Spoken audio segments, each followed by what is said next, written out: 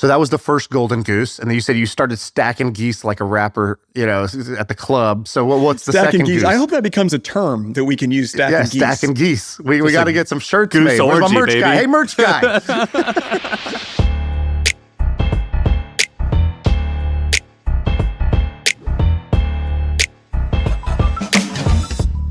So Brent runs Permanent Equity. You started off as a founder, you started buying companies, and you then started raising money to buy companies. So you raised something like $50 million for your first fund. You started buying companies with that. Then a couple of years later, you raised about $250 million to buy more companies. And now you own, something like 16 companies that do over $350 million a year of revenue. And I believe what you said was $50 million of free cash flow out of the portfolio now, which is pretty incredible. So that's who you are. That's what you're bringing to the table. And I think, Sam, where do we want to go with this? Because we could ask you about buying businesses. I have some questions around that, but I kind of want to start with something light before we go into hey, can you teach me how to be private equity, please? Yeah, we could do the light stuff. And then you've got we call it the all shucks Warren Buffett attitude, where you've got a list of one-liners. You write amazing annual reports. You're a great writer. So we have a bunch of one-liners that we want to ask you about as well. Sounds good. What can you tell me? What do you buy, and what are the biggest companies? You buy pool companies and HVAC companies? Yeah, I mean, we typically we've got everything from a children's clothing brand to a military recruitment firm to manufacturing, construction, business services. I mean, it's really the 16 companies. It's it looks like the island of misfit toys. For us, they're companies that we love, the people who we get to work with. They're in industries that we feel like are not going to be changing. And we can talk about how some of them maybe look like high change, especially like the children's clothing. Would seem high change on the surface, but is actually not. And we try to partner with them for a long time. What's the biggest one in terms of revenue and profit? Let's see. In terms of revenue and profits, probably our fencing business out of Dallas, Texas, is probably the largest. So we have a big market share in the Dallas market, and it's a pretty sizable business. All right, my friends. So a lot of you guys who listen to the show, you listen because you want to start a company, but you're not sure what idea to choose, or you may not even have an idea, and you like our podcast, My First Million, because we've done a lot of the work for you on researching all these business ideas. Well, my friends, we've made life a lot easier for you because HubSpot, they just put together an entire list of all the resources that you can use to find a market opportunity to validate for your next business idea. So if you're looking for a market size calculator or tools to identify market trends or a huge list of ideas to get started, so if you're interested, there's a link below, click it, and you could have access to the whole thing. It's completely free. Now, back to the show. I was going to ask you a similar question. People are always like, you can't pick a favorite kid. And as an investor, you can. You have this portfolio and some are better than others, and that's okay. It would be weird if all of your companies were equally successful investments. I wouldn't believe you. And so what's the golden goose for you? So which one is like I know in my portfolio, right? I have a mini version of what you do where we have 4 or 5 companies that we kind of have either bought or own a big stake in. And I could tell you, I'd be like, oh, this business, for us, the somewhere.com business was my golden goose. Partly because I got in on a great price, but also the business tripled since we bought it. And it's just this business that just spits out cash flow. And it's the market keeps growing for this. People need this. And so for us, that's been the golden goose. It just keeps laying a golden egg every single month for us. What's the golden goose in your portfolio? Yeah, well, we've been fortunate to actually we've kind of stacked golden geese on one another, is how I would describe it. So the very first business I bought is called MediaCross, is a military recruitment firm. Bought that in very early 2010. Explain in layman's terms, what does that even mean? Military recruitment firm. What's happening? Yeah. So we, at the time, worked with 2 branches of the military. Now we work primarily with one. We had 2 contracts. One was to recruit civilian mariners into a division of the Navy called Military Sea Lift Command that resupplies the ships that never come into port. So it's about 1,400 to 1,800 civilian mariners a year are recruited into that division. That's our responsibility. So we do all of the marketing and recruitment efforts and then the processing to bring them into that branch of the military. Does that mean you're out on the street with people, or does that mean you're running ads and you own a lead gen website? All of that stuff. Yeah, we're doing lead gen. We have a whole processing center. We're actually doing qualifications for these people. So it's a complete soup to nuts operation. And the government just pays you per recruit, or how does that work? Yeah, we're on a fixed contract that escalates every year based on the staffing and needs of the business. So it's basically a staffed contract, and then we have sort of a built-in profit margin that's on top of that. What do you get per recruit, per referral for one of these things? Oh gosh, I don't even know, because we're not based on that, right? So we've done this for the contract is we've had it as a business for 30-ish years now. It's been forever. I mean, we're so deeply embedded into what they do. We know exactly what it takes. We are the outsourced function of that piece of the military. That's insane. And why is that business great? Is it because you got this cash flow, but you have this contract, so you have the certainty and defensibility with that? Is that what's great about that business?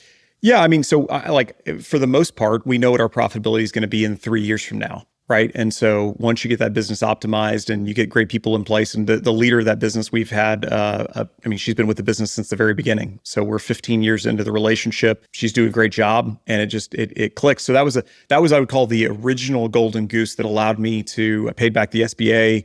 I've heard you say you accidentally bought your first business. Is that what you meant when you say you and what does that even mean? How do you accidentally buy a business? Yeah, I got a call from a guy, and he was like, "Hey, I want to introduce you to this guy. He's in your industry." He said marketing, because I'd launched call it an ad agency for all intents and purposes before then. And he was like, "Hey, he's in your industry. You should get to know him." And I said, "Okay, great." And he's like, "Oh, by the way, the guy's he's gotten left at the altar for the second time trying to sell his business recently." And I was like, "Well, okay, I guess I could take a run at it." I had no idea what I was doing. I was 24 at the time. No idea what I was doing. And I sat in front of this guy and we talked about it and we negotiated, and he said, "I would never sell it to you for the price you ask for." And I was like, "That's fine, no problem." And I didn't talk to him for 7 months.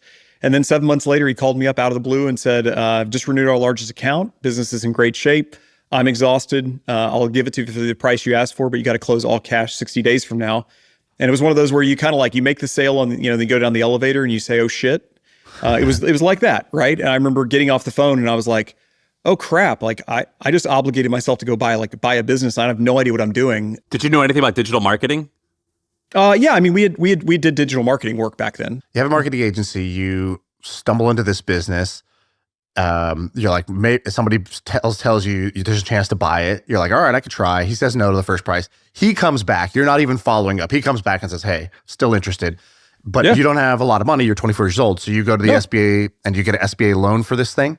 Yep, correct. Yeah, I asked my newly married wife to sign a personal guarantee, and she was like, "What's that?" And I was like, "Oh, don't worry about it. No big deal." You're like, good news and bad news. Good news, no prenup, but you do have to sign this other thing. Yeah, exactly. The opposite she was like, of a "What happens prenup. if this doesn't go well?" And I was like, "It's probably not going to be great." So for somebody who's never done an SBA loan, can you explain just you put down X, you get Y, how it all works? Yeah, back then, so the requirements have changed a little bit. I think it's 5 or 10% you have to put down now. And I think you can actually qualify with seller financing. I'm not an expert anymore on the SBA. I've only done the SBA one time, and that was literally 15 years ago. Back then, what I did was I leveraged the accounts receivable from the existing business as the down payment, and then got the rest of the debt through the SBA. And so, I put very little cash into the deal. So you put basically zero down. It was a lot of my money, but it was just tied up in other assets. But yes, in terms of actual cash that was coming out of my pocket, it was not a lot. I didn't have a lot of cash. And so, I ended up asking my buddy at the SBA, he was part of an SBA lender. I said, "Hey, do you guys do expedited SBA loans?" And he was like, "Not really. We don't do that." And I was like, "Well, I need it in 60 days. And he was like, "That's really not possible." And I was like, "Can we make it possible? Let's try." How much are you talking that you had to borrow? Oh, it was $1 million. Yeah, it was $1 million. And was this like your See's Candy? Like Buffett bought See's Candy? That's exactly what I was going to ask. It's returned $1 billion in free cash flow, or more than that, to the headquarters over the last 50 years or whatever it's been. Yeah, it's like a 20xer. Yeah, so that's amazing. So that was the first golden goose, and then you said you started stacking geese like a rapper, at the club. So what's the second geese? I hope that becomes a term that we can use. Stacking geese. Yeah, stacking geese. We got to get some shirts goose made. Orgy, Where's my merch baby. guy? Hey, merch guy. You know how Rogan has Jamie? I kind of have this fictional studio in the room where I'm like, pull that up. Hey, merch guy, get on that. There's nobody here. Yeah, merch guy. I knew so little back then. I remember my lawyer said, "Okay, we got to start due diligence." And I literally typed into Google DO diligence, I had no idea what it was. And I was reading about it as he was talking to me. I was like, "Oh yeah, we just ask questions. How hard can that be?" So anyway, it was quite the adventure. That's amazing. Yeah. Another anecdote on that deal was a week before closing. I said, okay, so I take all of my money and I give it to you. You take all the money out of the business. Like, how do I make payroll? And the guy was like, well, you obviously got a line of credit on the business, right? And I was like, no, I didn't do that. And he was like, well, the business is going to go under immediately. And I was like, yeah, that's not good. What do we do? And he was like, well, you got to figure this out because you're getting ready to close on the business. And I was like, can I get a loan from you? So he actually lent me money as a line of credit to keep the business operating because I didn't even think about it. I didn't think about like, oh, well, he's going to take all the money and there's not going to be any cash to operate the business.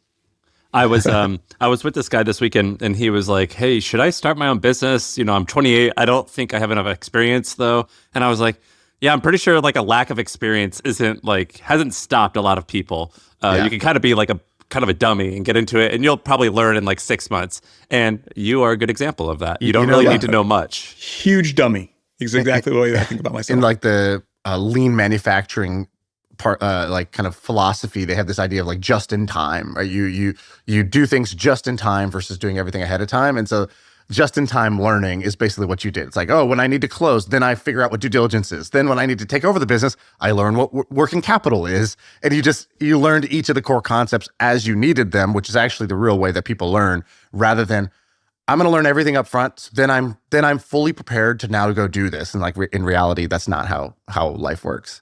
Yeah. And sometimes it doesn't work out. And I joke that I'm a forced private equity for a reason. So what else do you own? That's awesome. Yeah, so the next business we bought was a pool business out in Arizona, and that was just with again started accruing cash and started building that up and bought that business, and again that one turned out to be a great investment as well. You say that nonchalantly, like, oh, a pool business, but it's also like, dude, that would be really random. I don't think about pool businesses. Nobody shows me a pool business. So what were you doing? You're talking to brokers. Where does that deal come from? Like for you at that time? Yeah. So it was let's see. So I had no idea what I was doing. After I bought the business, the Media Cross in 2010, I was like, oh, that worked. I should do more of what works and less of what doesn't.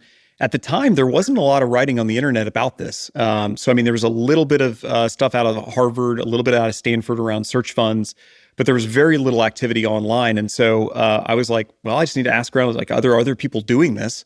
I didn't even literally know that there was a thing called private equity. That's how little I knew. I mean, somebody was like, oh, you did a private equity deal. And I literally Googled private equity. And I was like, turns out there's a whole industry of people that do this. Like, why would they not do it like in smaller companies? And that was my foray into it. And so at that point, we said, okay, well, if we're going to go find other businesses, I mean, how hard can it be? This one just came to us. There must be just tons of businesses out there just floating around, ready to be bought. And so we started reaching out to people and developed deal pipeline. And one of the deals that took us, so that pool deal we first saw in 2012, I want to say. And it took us about 3 years to get the deal done. And it was just hanging around the hoop. And they actually went with 2 other buyers before us and ultimately had a good relationship with them. And so the time between deal 1 and deal 2 was 3 years? It was 5 years. Shaan, isn't it crazy how long things take? Like Brent's a big shot right now. Like, people know you and you're talking about hundreds of millions in revenue, but you started this in like 16 years ago. Like it's a huge success and everything, but it like really goes to show you that like you have to grind or at least be consistent for a decade plus. Oh, absolutely. No, I mean, I say to people all the time, like if I had been given $50 million to invest in like 2010, I would have lost all the money. Like it just took so long to build up, like to make a bunch of mistakes that were low stakes, felt like high stakes at the time that were low stakes in order to be able to warrant having more resources. And so, yeah. So at some point, somebody did give you $50 million. How'd you get somebody to give you $50 million to go buy companies? Because I'd like that. Yeah. Funny story. I met this guy named Patrick on the internet, and literally he put out a tweet. Patrick O'Shaughnessy put out a tweet, and this is when he was like an analyst at his dad's firm, and he put out a tweet about capital allocation. I responded. I was like, yeah, I can hop on the phone and talk about capital allocation. I didn't really understand what he was even asking. He was asking about public markets, like capital allocators in public markets, but I didn't know much. And so I just reached out and said, yeah, sure, let's talk. We get on the phone. And he's like, so what do you do? And I was like, oh, I buy these small businesses. He's like, well, how much do you pay? And I was like, I don't know, like between 3 and 5 times. And he was like, what? Like, are these businesses going out of business? Like, are these going under? Are these distressed? And I was like, no, these are healthy businesses. And he's like, I've never heard of this. What is this? And so we talked like 2 or 3 more times. And then he said, well, can I come visit you in Columbia? And I said, sure. So he flew to Missouri and we spent a day together. And at the end of it, he said, like, I want my family to invest in what you're doing. Like, I believe in what you're doing. And I said, sorry, like, we don't take outside capital. Like, I'm not going to do a 2 and 20, 10-year fund life. Looked at that. Don't want to do a holdco and value the current assets and, get saddled with a bunch of partners. I don't know who they are. Like, life's good. Like, we're making a bunch of money and compounding and like everything's fine. And he asked me the question no one else had asked me because we'd flirted with some family offices at that point. And he said, well, what would it take for you to take our capital? And I said, well, I don't know. And he said, well, why don't you figure that out and get back to me and I'll tell you if we can do it or not. And so I whiteboarded out our current structure, which is like kind of the opposite of traditional private equity. So we take no fees of any kind, no reimbursements of any kind. There's no cash that comes from the portfolio companies or from the LPs to the GP outside of we take a percentage of free cash flow above a hurdle as we return cash back. You got to redo that last 20 seconds. Can you dumb that down a little bit? I got you, Sam. He's the guy working in Cinnabon that doesn't touch any of the Cinnabons. So he's in an industry where everybody's like feeing up everywhere. They're just getting high on the sugar. And he's like, I'm good. I don't need that. Can we I don't need the icing. only do Cinnabon references or analogies? Because that was much easier than talking about hurdles and sprinting and whatever. You're a runner. Cool, me too. Yeah. Well, so traditional private equity, you raise a fund and you get 2% of the amount every like year. 2 and 20 every year. By the way, you get 2%, so which is actually like getting 20% of the total. Correct. Every year for 10 years. Which is kind of insane, right? It's insane. I mean, people in private equity get paid well because it's hard to do and not many people can do it. And it's a rare skill set. And I mean, it seemed high to me when I first looked at it, but I was like, okay, well, that's the market for it. So whatever. And I said, I don't need the fees because I'm already paying for the team and the overhead and everything. And so I don't need any of the cash flow from the fees. Just, I want it to be entrepreneurial. If we make money, like we want to share in that, making it together. And so that's our model. And we don't use debt and we hold it for a very long time. So we have a 30-year initial term on our capital. Typically a private equity firm will have 10 years. And most private equity firms, use a lot of leverage, put a lot of debt on the businesses at closing. We typically use no debt. And so we're kind of in some ways the opposite of traditional private equity. And so I went back to him and I said, hey, this is the structure that I think would work, that we would take capital. And he and Jim, his father, said, okay. Wait, so I think I missed it. What did you do as the carry then? So you said, okay, no on the 2% fees, but what did you do for the profit share? Yeah, so we get 40% of the free cash flow of the businesses as we return it back to the investors. So you don't have to return all the money up front first. You just start participating from day one with 40%. Correct. But it's only on what we return back. Only on what you return back. Okay, great. And then you said you use no debt. Correct. Yep. So these are completely unlevered assets. You're just buying all cash deals using equity from day one. Why don't you use like a little bit of debt? What's wrong with like a little bit of debt? Yeah, just a little bite of cinnamon buds. Just a little icing on top of the Cinnabon. Exactly. Just this one time. You don't even do seller notes, like nothing? We will occasionally do some seller notes, although we found that having the people that you work with be your creditors is not an ideal situation often. So we've really shied away from that as well. We typically just close all equity and try to keep things just super simple. I mean, we think that transitioning small businesses is difficult and it's pretty stressful on everyone. We can always lever them up after we close, although we haven't really done that. And is that strictly like a lifestyle choice? You're just saying that just helps you sleep better at night? Yeah. Is it a financial decision or a peace of mind decision to not use debt? I think it's both. What I would argue is that the optionality that we have in doing some pretty interesting things with these businesses to grow them is much better when you don't have debt, when you're not paying all the cash to a bank. And I'll give you an example. So we bought an aerospace business in 2019 called Bakker. And I don't know if you guys know this, but the aerospace business never goes down. It always just goes up in the history of the industry, never really has a problem. And I remember when we were closing that deal, one of the advisors to the seller said, are you guys idiots? Like, this business doesn't ever go down. Why wouldn't you guys lever this thing up with debt? And we said, hey, here's our philosophy and all this stuff. Well, it's not like we actually knew what was coming down the pipe, but 2020 hits and we were literally the only business out there without debt on it. Like literally. And so we were able to take all the cash flow that we were generating, because we were still generating cash flow, even though the business was down a lot. And we were able to go out and basically make 10 years of progress in 2 years. And that business now is 7-ish times the size as when we bought it. And everyone else that had debt is, maybe grown a tiny bit from 2019, but not much. And so it's really been a transformative experience. And we've had that happen over and over again in these businesses. Like, we never know what the future is going to hold, but we know that there's going to be options to invest in really interesting things. If the cash flow is all going to the bank, you don't have that option. Right. I'm gonna still use a little bit of debt, but I think that's good. Can I ask you a question? Never hurt anybody. We've had a bunch of people come on this podcast, and I'm always like wowed by their insights, their personality. I feel this way about you and so many people that have come on this podcast where I walk away being like, that guy's the man. Like, that person's a master of what they do. They're kind of a master of the universe. This is great. And it's so easy.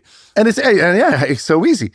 And forget the easy part for a second. I'm just like, wow, that really works. And it makes sense what they said. They're kick-ass.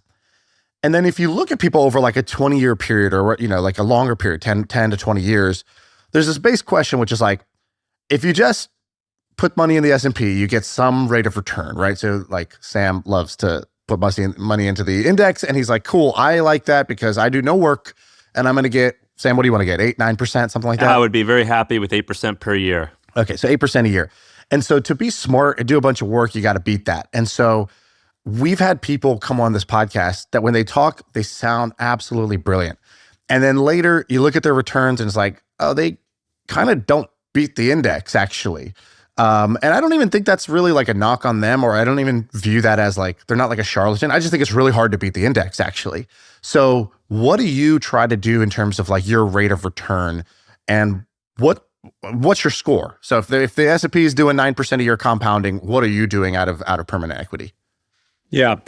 Well, so I'm under all kinds of SEC regulations, so I can't actually talk a ton. And I would love to talk about, but I can tell you what's been put in the letters, our annual letters. What are you not allowed to say? I can't say anything that would be future looking. I can't say anything that would be inducing investment. I can't say anything that would be considered marketing, because we're like top level registered SEC, FINRA, all the stuff. And what if we bleeped it out? What if you tell us and then we bleep it out so it's not on air? Just tell me when to stop. Yeah. So what I can just bleep. Yeah. Here's the way I would say. So we target the minimum underwriting that we have is we target a minimum of a 30% IRR is minimum we underwrite to, and we've historically been pretty significantly above that. Okay. But we really think about things in terms of cash, right? So I think it was last year that we talked about, our total cash out IRR is in the low 20s. And that's without any marks. That's without anything. So you stack marks and the growing, obviously, cash flows on top of that, and the numbers get pretty ridiculous. Marks being the valuation. The valuations of the business. Yeah, that's correct. And so, I mean, if you underwrite, if you think about it, like kind of the bottom line, if you're buying a business with no debt, right? So take the debt side off of it. You're just buying the business for all cash, and let's say on average we're paying between 5 and 7 times for a business, kind of in that range. And let's say that the business is organically growing 7-10% per year, and we're increasing that to call it mid-teens a year, maybe low 20s. The math gets pretty amazing pretty fast, and that's without using any debt. And so I think that's where it's obvious from the outside looking in. There's gold in the hills, right? If you look at small businesses acquisitions, this is not a secret anymore. I think when I first started talking about it in 15, 16, right? I remember going on Patrick's podcast when it was brand new. I remember Patrick being like, oh, hey, I'm thinking about starting a podcast. And I was like, yeah, sure, I'll help a friend out. Had no idea it was going to turn into what it is, right?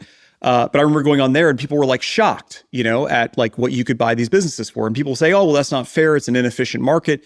It is inefficient, but it's inefficient for different reasons why people think. It's inefficient not because people are getting taken advantage of. It's inefficient because it's absolutely freaking brutally difficult and it's so easy to lose a bunch of money. Like I had a guy reach out last week and say, hey, I want to be honest, I'm looking for a job. My wife and I went all in. He was working at a big private equity firm based out of LA as an operating partner. He and his wife went all in on a business and it failed. And now they're bankrupt. What attributes make you and others like you successful versus this other guy not successful? Yeah, I think in the beginning, if the first deal I had done gone south, and there's plenty of opportunities for it to go south. And so I would say a lot of our success is attributable to luck in the beginning. And look, if you listen to any investor, if they tell you that the early stuff they did wasn't lucky, they're lying to you. I remember getting to chat with Buffett about this, and I said, "Hey, tell me about Sanborn Maps and Dempster Mill." And he was like, "Oh my gosh!" Like he's like, if either of those investments go wrong, there is no Warren Buffett. No one knows about Berkshire Hathaway. None of that stuff happens, right? And they were that close. Like that's how he met. When he met Munger, he asked Munger, "Hey, do you know anybody who could help basically turn around Dempster Mill because it's flailing, and if that goes under, like my future's done." Wait, can you? I don't know this story. Can you tell the story in more detail? So, Warren Buffett almost failed at the beginning of his career. What was it? Can you tell the story? Oh yeah. So he had 70% of his assets into these two investments. One was called Sanborn Maps, and the other was called Dempster Mill. And this is early days of the Buffett partnership. So this is pre-Berkshire Hathaway. What do those two companies do? So Sanborn Maps was a mapping company. They basically had at the time think about it as intellectual property for maps, right? If you needed to go build something or if you needed to navigate something, they had all the best mapping technology. And so that business was a publicly traded business, and I think he was a minority shareholder in it, but he was basically the controlling shareholder.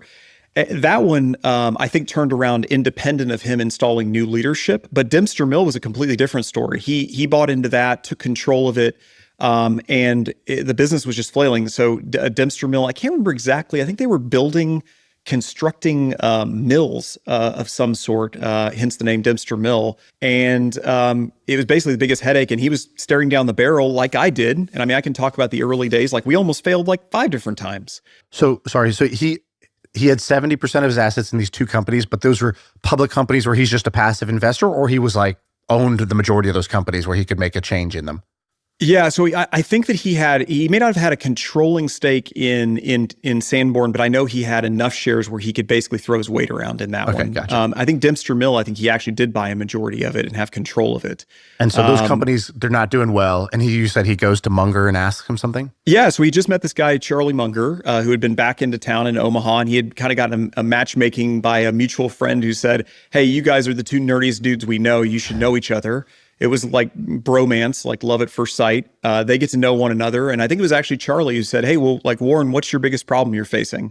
And he said, "Well, I've got these two, problem children, especially Dempster Mill. And do you know anybody?" And Munger said, "Actually, I do know this guy. His name's Harry Bottle, and he's an accountant out here in LA. We should go talk to him." And so they took Harry Bottle to lunch and pitched him on moving his family to the middle of nowhere, Midwest, and running Dempster Mill.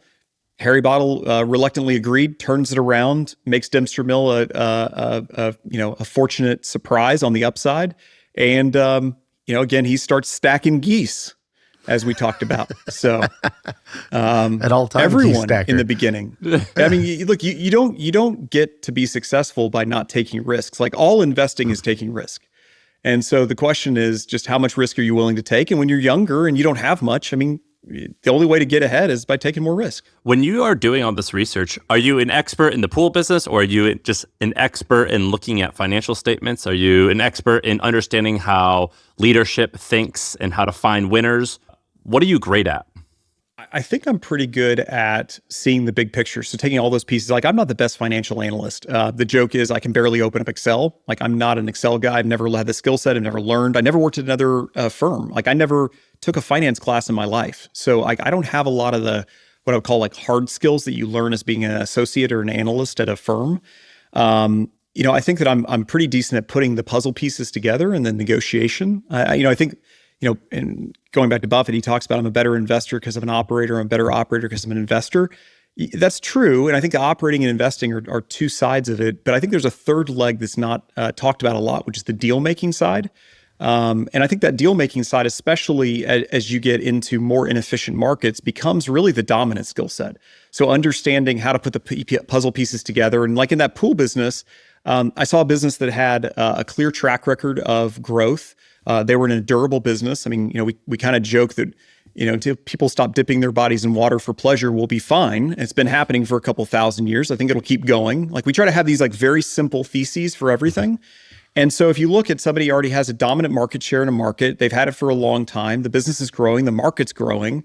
You look at the business model of it and you say, okay, look, we're an asset light business. They're not investing in a ton of equipment. It's a very simple business model. It's find customers that want pools, do it better than they could do it themselves, and take a rip on that on the upside. You start then looking at, okay, who is the leadership and how do you structure a deal and how do you make sure everyone's interests are aligned? How do you continue to find talent to build the business? I mean, those are all, I say this is to make it sound simple. It's not simple. It's very difficult. It's just not complicated. You gave one answer to the question. I think the real answer just was based off of how you were answering it. You are a really good storyteller. You are very persuasive, and you have I could just tell you're a good leader because of how you dumb things down to be relatively simple and easy to understand. Right, Shaan? I mean, just him explaining that, you're like, oh, okay, you don't get stuck on the midwit mountain, right? Like the middle part where it's an over analysis, overthinking, over thesised out. You're like, do I think that people are going to stop dipping their bodies in water for pleasure? Nope. Exactly. All right, cool. That's great. Do I think we're going to get do you think tech, is AI going to take us out of the pool business? Nope. Okay, cool. So this is an enduring business. Great. We got that. Seems like this guy's been paying himself a lot of money every single year as the operator. Great. We'll probably be able to do the same.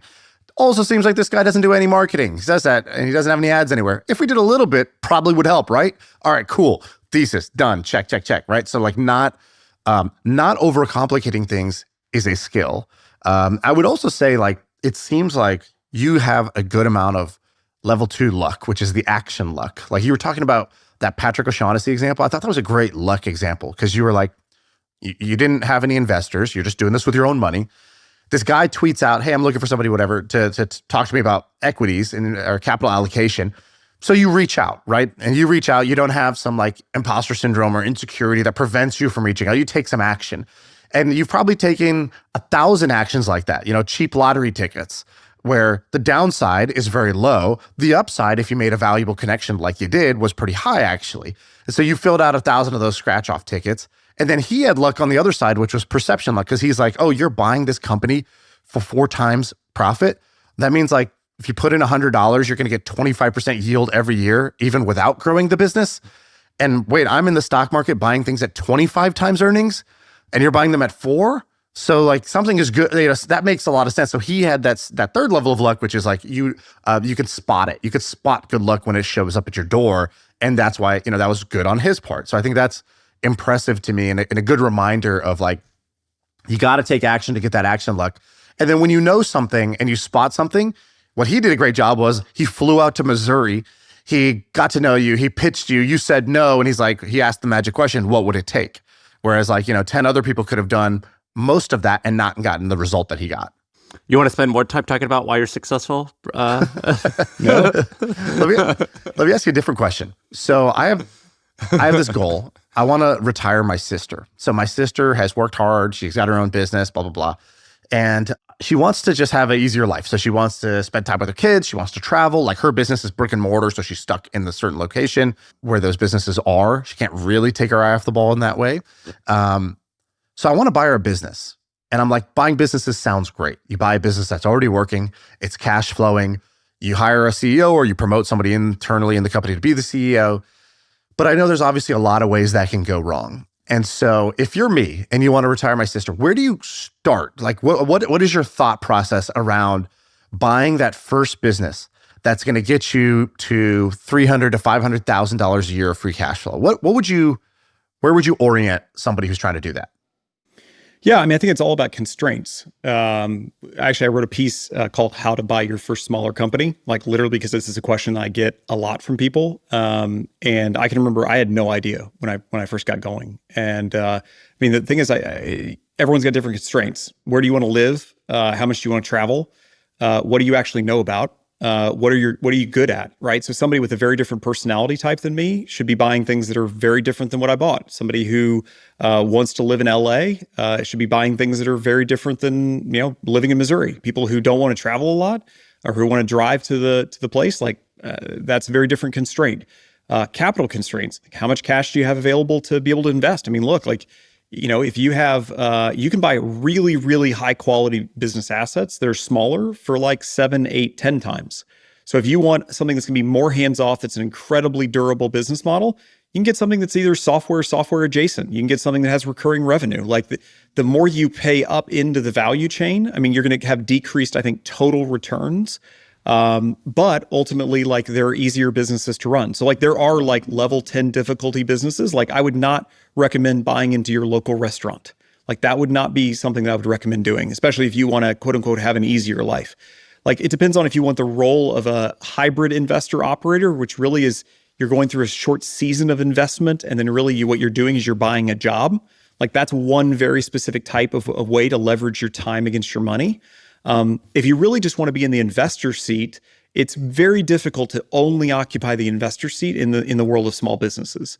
It can be done. It's very, very difficult. The first $300,000 to $500,000 of cash flow coming from small businesses are very likely going to require a lot of sweat equity in exchange for that money. You should go to that blog post. He has a good Q&A. He goes, the question is, how hard will I have to work? Harder than you've ever worked before.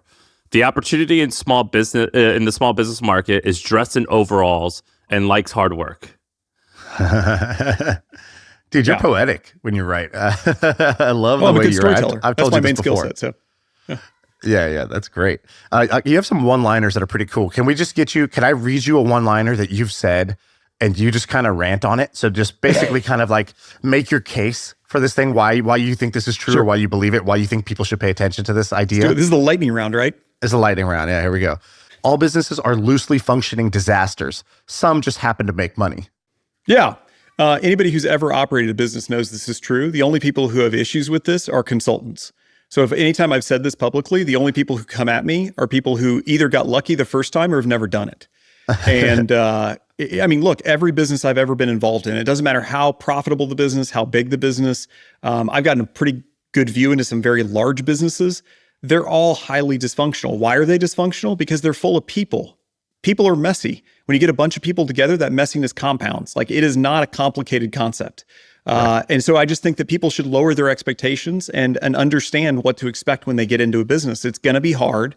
It's going to be hard in different ways. Like, you know, the first time you have to put somebody through rehab, your guy doesn't show up to man the warehouse because there's been a domestic violence dispute and he's in jail. I mean, literally, like these are things that we're having to deal with. These are things that everyone's having to deal with. Now, they may come in different flavors depending on how professional the business is, but the reality is that these are things that happen. Shaan, have you watched Landman? I have. It's really good. It's for those listening, it's a show with Billy Bob Thornton on. It's about like the oil industry, and there's this great quote. It says, "Our business is one of constant crisis, interrupted by brief periods of intense success." Yeah. How good is that? Yes. So I have a quote on my wall, and it says, "Success is founded on a constant state of discontent, interrupted by brief periods of satisfaction upon the completion of a job particularly well done." All right, how about this one? The more humility a leader has, the more their business can grow. What's an example? Yeah, so look, what is humility? Humility is acknowledging reality for what it is. And if you don't acknowledge reality, you can't get better. And so lack of humility is basically a defense mechanism, right? This usually is one of two forms. It's either self-protection or self-promotion. And people are usually doing a combination of both when they're in some form of pride or arrogance. They're usually terrified, fearful. I mean, I can say this from experience. When I get prideful, is because I feel like I'm not enough and I'm not going to be enough. And I'm worried that I might not have enough. And so what is humility is laying that down and saying, hey, I want to see reality for what it is so I can learn and grow and become better. And that's the only way to do that is to get feedback from the world around you. I like that. Lack of humility, self-protection or self-promotion. That was strong. Charlie Munger says this thing. He says, every time you see the word EBITDA, you should substitute it with bullshit earnings. Do you agree or disagree? Yeah, for sure. I agree. I mean, like, look, EBITDA can be a useful tool in some very limited circumstances, but for the most part, it is dressing up something that is more than often obfuscating reality. So when you see EBITDA, especially in the small business world, there usually comes a ton of CapEx, a lot of reinvestment needs that are on the back end of that. And what you have to really do is you have to figure out, okay, just in a steady state, what is the business actually producing in free cash flow? Like we look at businesses all the time that are making, quote unquote, making $7, $8, $9 million a year, that you ask the owner how much money they've taken out of the business and they're taking out maybe $1 million a year, maybe $2 million a year. I got news for you. For the most part, you don't have a business that's quote unquote making $7 million a year. You have a business making $1 to $2 million a year. That's the reality. Have you guys, Shaan, have you ever learned the history of the idea of EBITDA? Do you know that's like a newish thing? No. So basically, John Malone, I believe. Is that right, Brent? He invented it. Yeah, John Malone invented it. So John Malone, his nickname is like the greatest nickname. He's one of the cable cowboys. So John Malone, you would know him now as like the guy who owns or founded Liberty Media, which owns F1 and all this other amazing stuff. But basically, he owned a cable company. It was like a small cable company. I think when he took it over, it was like 5 or 10 million in revenue, something like that, like relatively small. And he needed to get loans because he found that if he could just acquire way more cable companies were incredibly sticky and it was recurring revenue. I should go out and buy a ton. In order to go and get more cable companies, I need to borrow lots of money. And for some reason, he came up with this idea that EBITDA was an amazing metric to convince banks to loan him money. And so he coined the term EBITDA because for his business, he had lots of depreciation, lots of things like this. So he was like, no, just give me like the earnings before all of this. And I'm going to convince banks to loan me against that. And that, I think it was the 80s, the mid 80s became like the term. And I've hated EBITDA. I think EBITDA is really stupid. But what I think that like is kind of insane is that we've all collectively agreed that this is like the metric. And I always thought it was like weird, but I never had the courage to say like, this is stupid. And then I would like read about Buffett and all these guys. And I was like, God, I think it's stupid. Dude, I take the opposite. I'm like, this is genius. I need this in my personal life. I need the husband version of EBITDA. It's like, my behavior before,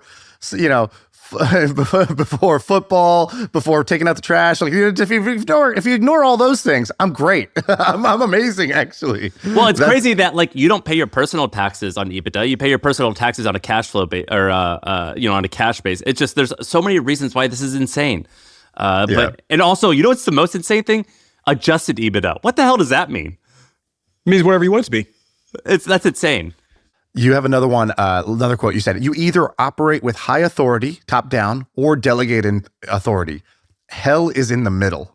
Yeah. So this is hard earned because I would say I think everyone's temptation is to be high authority when you think there's something wrong, and then low authority when you want to be lazy.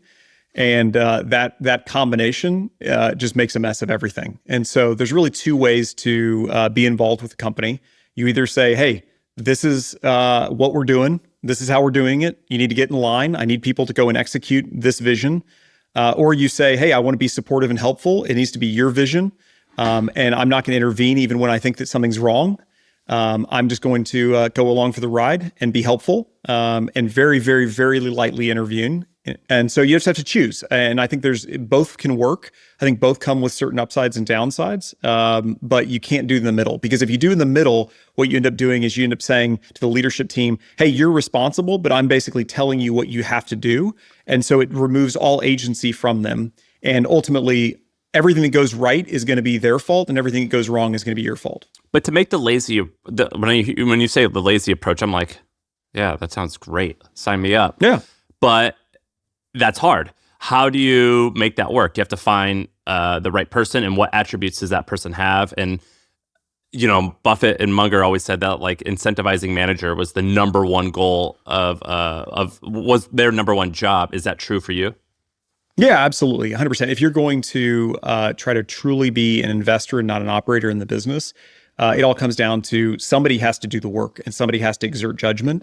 And if you're not going to be the person to do the work and exert judgment, somebody else does, and you got to be interested, got to be aligned with that person. And so, yeah, when I say the quote unquote lazy approach, I mean, ultimately, this is the only way you scale, right? I mean, if you look at, again, we keep coming back to Berkshire, it's a good thing to think about, because when people say, hey, let's talk about how, Berkshire like buys businesses and leaves them alone. That was not how they operated for a vast majority of the time that they've done it. Like they had to do that eventually, because they got to such a scale, they literally couldn't intervene anymore. If you go back and look at Buffalo News, like Buffett and Munger were literally living in Buffalo. Dude, they were writing headlines. They're writing, like, have you ever read of that, Shaan? They bought a newspaper and they would literally, they were news guys. Like they liked the news and they were like, I want this many ads on the page. Yeah. I think the headline should be like this. Like I did not know this. This is amazing. Yeah, I mean, I was just saying, is like Buffalo News is a good example of like basically their mode of operation until call it early 80s, mid 80s, when they got to have so much money, they literally couldn't be involved in the stuff that they were doing, was to be highly interventionist. I mean, they would be involved in the smallest of details. They would set the tone. They would help on marketing strategy. They would replace leadership. They were doing all the stuff that I'm doing. They would do all the stuff that anybody has to do, because when you're small, you can do it. When you've got less capital and more time, you can do stuff like that. And Right. by the way, the returns are higher when you can leverage your time against your money. It's an advantage, right? It's not a disadvantage, it's an advantage. But eventually, you have a limited amount of time and attention. And as the money grows and your attention stays the same, that ratio gets thrown all off, and you have no choice but to say, okay, I'm going to spread a much more thinly layered amount of judgment over a much wider grouping of things, which means you have to step out of the day-to-day operations, and then you have to hire people who can exert great judgment. And so Buffalo News, I mean, there's a great quote from Munger saying, hey, like, I'm down to my last like $1 million that I can put into Buffalo News. Like, after that, I'm calling uncle, like, I'm out. I mean, there's been various times in Berkshire's history, it's gotten very hairy. It was not a guaranteed success. And even when they had a lot of success, it still gets hairy in various points. And I think every business has that, though. That's what should be expected. Like, it should be an adventure. There's a great letter that you can read. It's in 1972, and it's the Buffett letter to the See's Candy CEO. If you Google that, Buffett letter to See's Candy CEO, and he says, and because I went into this, I haven't like studied Buffett in depth the way that you would if you're gonna do private equity, and I just thought he's this shucks. He sits at the table, he drinks his Diet Coke, he just allocates the capital, and he hires great people, and they just do magic. And this letter, I was like, oh, Buffett had the mind of an operator, right? Because he goes, "Dear Chuck, I was out at Brandy's a couple of days ago and I have a few strong impressions to pass along. Number one," and he starts talking like details about the store. So he goes, people are going to be affected not only by how our candy tastes, obviously, but what they hear about it from others as well. The retailing environment in which it appears, this class of the store, the packaging, the condition. Like, this is like Steve Jobs talking about the Apple Store, right? Like a product-oriented person. And he just goes through like step by step, kind of like things that he thinks could be improved on, in the store experience. And I thought, wow, this is different than what the impression you get when you hear about Buffett just sitting in his room reading all day, making investment decisions off of, Wow. financial sheets. This is a great letter. By the way, how awesome is this that this was a typewriter letter? Doesn't that make it so much more substantial? Totally. He licked an envelope for this one, dude. How many times have you licked an envelope? I kind of want to start sending letters like this. It just makes it feel like more authoritative. Let me ask you something, Brent. I have, like I said, we kind of, my business is a little bit different than yours, which is I create content on the front end. It's the mullet. So I have content on the front end, which is what I love to do, what I'm great at. But media and content's not a great business model. So my back end is I basically start or buy businesses that I know I can turbocharge. And we've done this maybe 4, 5, 6 times now. And it's going really well. But one thing I've noticed is if I drew a pie chart of what makes it work, it's basically like 60% of the battle was just the initial market selection. When we picked a project that was like the winds were blowing against us, it didn't matter how much effort we put in or how great the operator was. It was always just an uphill battle. And sometimes we pick these markets that are just like, it's a pull market. You're being pulled in. It's just a sweet spot. The people just need this. It's, it's shooting fish in a barrel type of thing. That creates a big part of it. The second part of it, the next, so I'll say like 30% is the quality of the CEO that we picked, who's going to run the business. And when we pick a sort of limited CEO, we get limited success. When we pick an unstoppable CEO, we get like massive success. And the last 10% was just luck. Like the ball bouncing our way on one or two things that could have easily not happened, but that they happened. Or, in the ones that didn't, maybe we missed out on something that we didn't see. I got a question about that second piece, which is hiring the CEO or evaluating the CEO, evaluating the operator. I want to get better at that. If you sit down with somebody, you're recruiting an exec, maybe it's you're interviewing somebody who's maybe in the business that's going to become a CEO, or you're taking somebody external to come run this company. What are you doing that's like not obvious to get that assessment? Is there any little tips and tricks, anything that you've picked up that helps you find the right operators?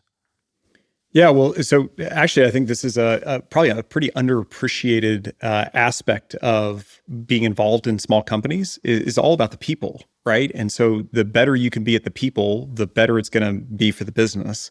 And we've really deep dived into, I would say, all personality testing is wrong, right? It just depends on what you're trying to get out of it. And so we have actually a huge battery of personality testing that we do for people to try to get as close to a 360 view of who they are. What do you use?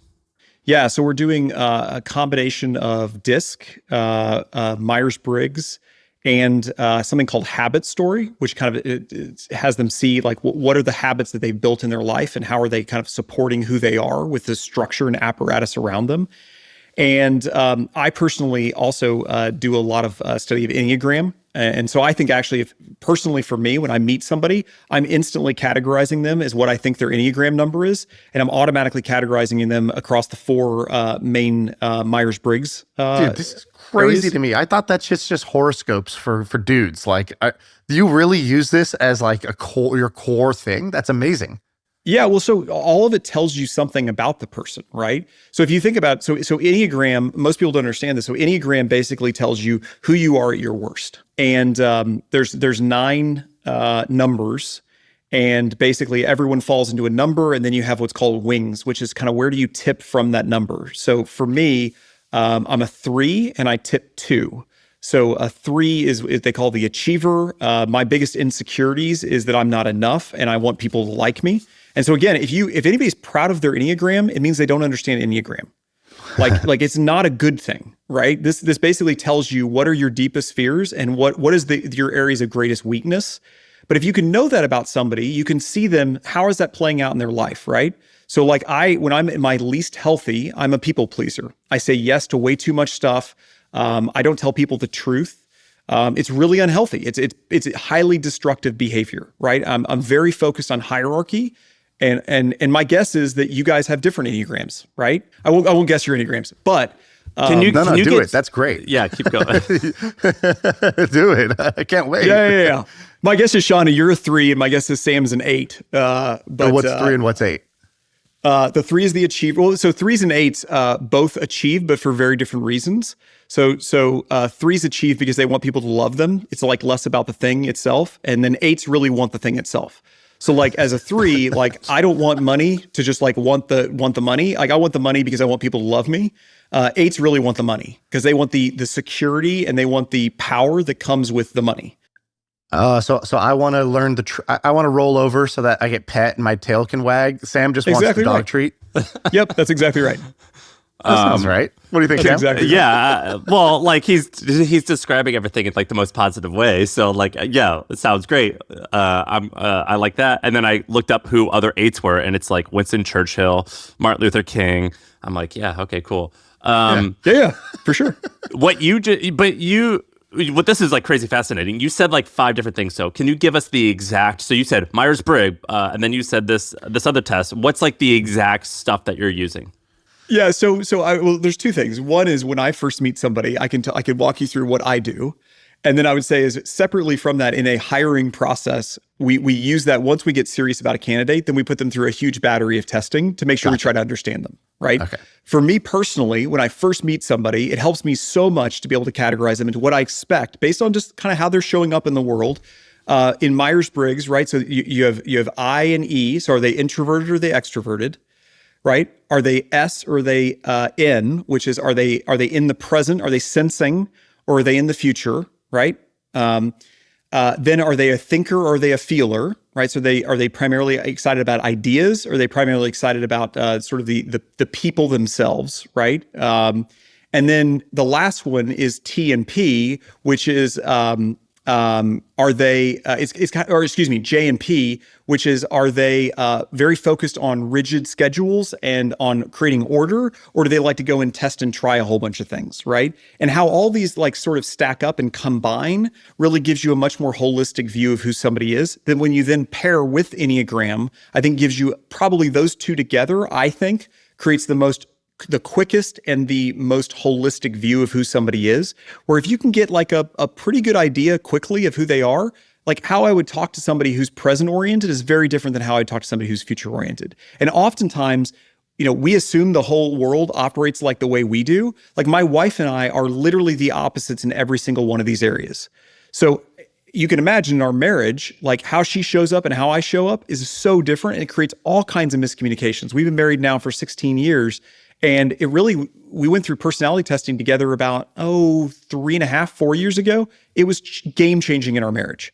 It completely explained a ton of behavior for her and for me that had been bothering us for a long time. And it was just largely how we're wired. So that's how we do it. That's how I think about doing it in the moment. That helps me relate to people a lot more. It's crazy. By the way, Shaan, 16personalities.com is like, these websites are huge that are doing these tests. Yeah. They're really big. I mean, it's an important piece. I would say 5 Voices is a really interesting one. So it's just the number 5voices.com, I think. Yeah, those guys have created, Steve Cockram and Jeremy Kubicek are the two founders of that business. They've created an overlay for Myers-Briggs that simplifies it. I think a lot of their stuff is incredible. We definitely use a lot of their work as well. Then we finish off with a quick tarot reading just to see how the future is going to go, and then we're all set. This is amazing. This is so good. You also have one thing I read that I really loved. You go, you have this like asshole test. It's like nobody wants to work with assholes. How do we sort of filter for that? Nobody's trying to present as an asshole in a job interview. And you said like, you could eat with them, see how they treat the staff. You could see them interact with their significant other. That'll tell you a lot in their home environment. And then you said, the most telling environment is to travel with somebody. It is impossible to fake it when you're at the airport. You're grinding through security. And if there's a delay, their true colors will come out. I thought that was great. Yeah, it's fun. I mean, honestly, the business we're in is predicting people's behavior. Like that's what we're trying to do. And because of all these businesses are predicated on the people who run them, they're all going to have the risks. The primary risks of all these businesses are going to be the people. And so what we're trying to do is get to know people. Have you guys ever been out with someone and they've actually been an asshole to the wait staff though? Whenever people say about this asshole test, I'm like, I've never been around anyone that's like rude. Dude, you don't remember the dinner we were at where this happened? Yeah, but that was like 1 out of 1,000. Yeah, it's true. This guy, Shaan and I went out with someone, and he was like shooing the waiter when he was like, I was ashamed. I left that dinner and I'd be like, I felt like I had just like participated in like a porno. Like I felt like I was like, I'm so ashamed. Like if people find out about this, like I'm gonna be so embarrassed. That's rough. Wow. Dude, what a fun episode. This was great. Oh, yeah. I really enjoyed hanging out with you guys. It's fun what you guys built. Brent, thanks for coming on, man. If you haven't, go check out his blog and his annual letters. They're pretty great. Follow him on Twitter. What's your Twitter handle? Brent B. Shore? Just Brent B. Shore. Yep. All right. Good seeing you, dude. Thank you. That's it. That's the pod.